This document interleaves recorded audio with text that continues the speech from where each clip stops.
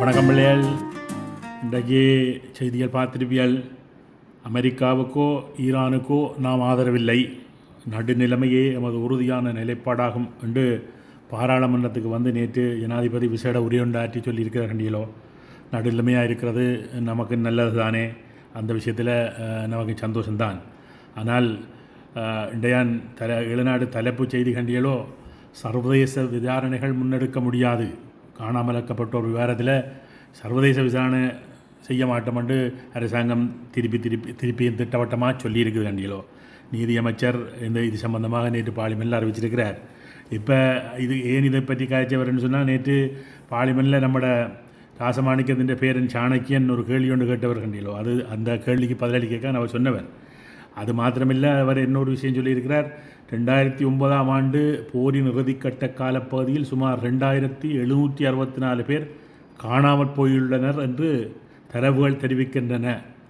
ஆனாலும் இந்த எண்ணிக்கை விவாதத்துக்குரியது என்று அவர் நீதியமைச்சர் சொல்லியிருக்கிறார். கண்டியலோ அதுக்கு நம்மட ராசமாணிக்கத்தின் பேரன் என்ன சொல்கிறான் என்றால், காணாமற் போனோர் விஷயத்தில் அரசிடம் முறையான அல்லது தெளிவான கொள்கை ஏதும் இல்லை. அமைச்சரின் இந்த காணாமற் போனோர் பற்றிய தரவுகள் முரணாக இருக்கின்றன என்று சாணக்கியன் சொல்லியிருக்கிறார். இதை செய்தியை பார்க்க அப்புக்குட்டியருக்கு ஒரு சின்ன கேள்வி ஒன்று அப்புக்குட்டியருக்குள்ளே வருது. கண்டியலோ அதாவது இந்த தரவு பிழையென்றால் அது பிழையாத்தான் இருக்கும், அது வேறு விஷயம். ஆனால் இது நாங்கள் பிழை என்று சொல்கிறோம் என்றால் அந்த பிழை அது பிழை இதுதான் சரி என்று சொல்கிறதுக்கு எங்கிட்ட ஒரு சரியான தரவு இருக்கணும். கண்டியலோ அவன் ராசமாணிக்கத்தின் பேரன் சும்மா இந்த மட்டக்களப்பில் இருக்க சின்ன சின்ன பள்ளிக்கூடத்தில் படித்த ஆள் இல்லை, கண்டியில் திருநெல்வேலி காலேஜில் படித்தவன். கண்டியலோ அப்போ ஒரு விஷயத்தை சொல்லிக்க சட்டுப்புட்டு சும்மா சொல்ல மாட்டான், தன்னிட்ட தரவுகளை வச்சுன்னு தான் சொல்லுவான்.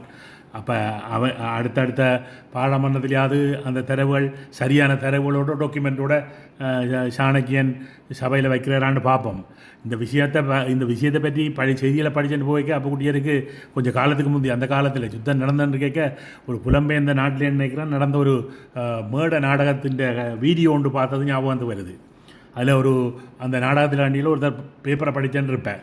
அப்போ வரைக்க அவர் படிச்சுருக்க இன்னொருத்தர் வேறு அவர் இருக்கிற இடத்துல வந்திருக்க பேர் என்ன செய்தி என்று வேறு அவர் சொல்லுவார். அடை அவங்களெல்லாம் ஓமந்துக்குள்ளால் பூந்து பொடியில் அடிச்சு போட்டாங்கன்னு வேறு.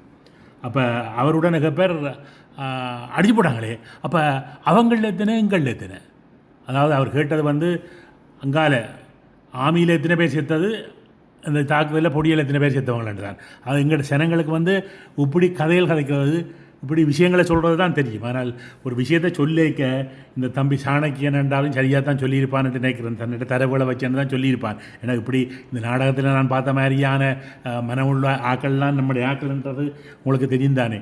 ஆனால் அப்படி பார்லிமெண்ட்டில் விஷயத்தில் கதைக்கக்கூடிய ஆளாக இருக்க மாட்டான் சாணக்கியன். அப்படியால் சாணக்கியன் சரியான தரவு இருக்கும். அடுத்தடுத்த கூட்டங்களில் அவர் தரவுகளை முன்வைக்கிறாரான்னு பார்ப்போம்.